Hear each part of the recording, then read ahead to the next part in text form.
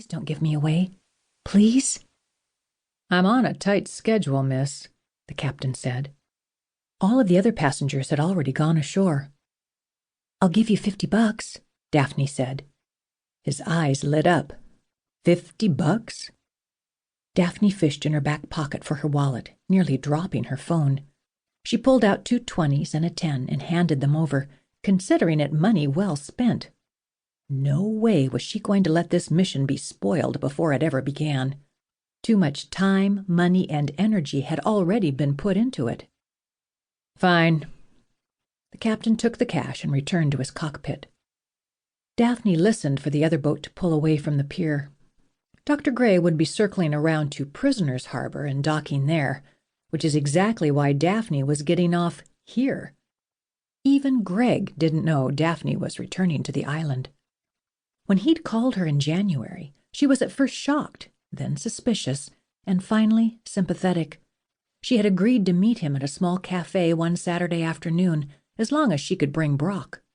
It had been a week before Christmas. Greg was seated at a corner booth when she and Brock walked in. Greg looked thin, nervous, and tired. Dark bags hung beneath his eyes. "Thanks for coming," he said. "Glad to see you, man." Brock offered Greg a fist bump. My God! Daphne slid into the booth across from him, unable to peel her eyes away from his gaunt face. Brock sat next to her. "You don't look so good." Greg gave them a half-smile and shrugged. "No, I guess not." "How did you get off the island?" Daphne asked.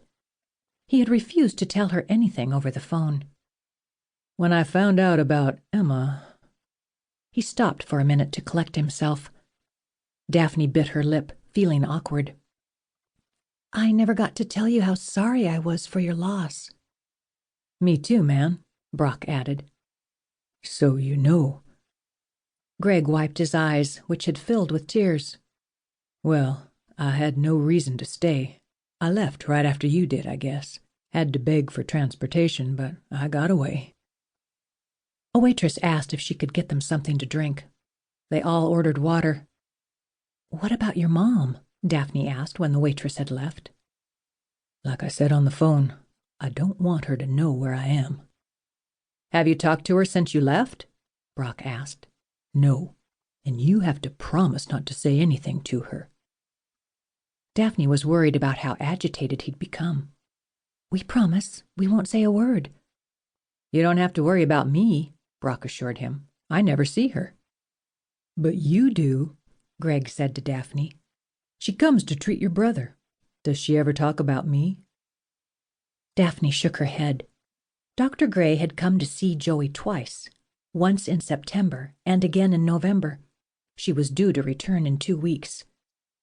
"Whenever I ask how you are, she says you're fine." Greg laughed, but it wasn't pleasant. The sound from his throat was more like a cackle. It sounded both evil and heartbreaking. "I'm sorry," she added, feeling guilty for having allowed herself to forget about the traumas of the Purgatorium. Her brother, Joey, seemed almost like his old self, like before he had accidentally killed their grandfather. Daphne had gone back to school. Her parents were happier. She and Brock were getting along great. It had been easy to forget.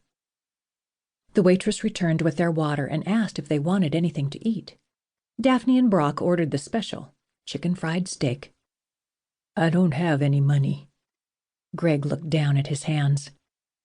"It's on us," Brock said. "Get whatever you want."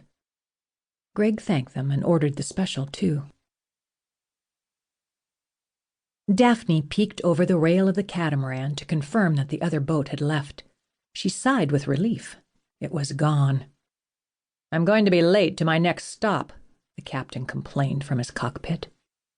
Deciding to take his advice, she left the water jugs on the floor of the boat. She had 2 liters in the bladder of her backpack and lots of iodine tablets for when she got to the stream in Central Valley. She slipped her arms through the straps, hefted the beast onto her back, and climbed onto the pier. It was time to begin. With the sun beating down on her from high noon, the shade trees and flat dirt path were a relief as she walked the half-mile trek to her campsite.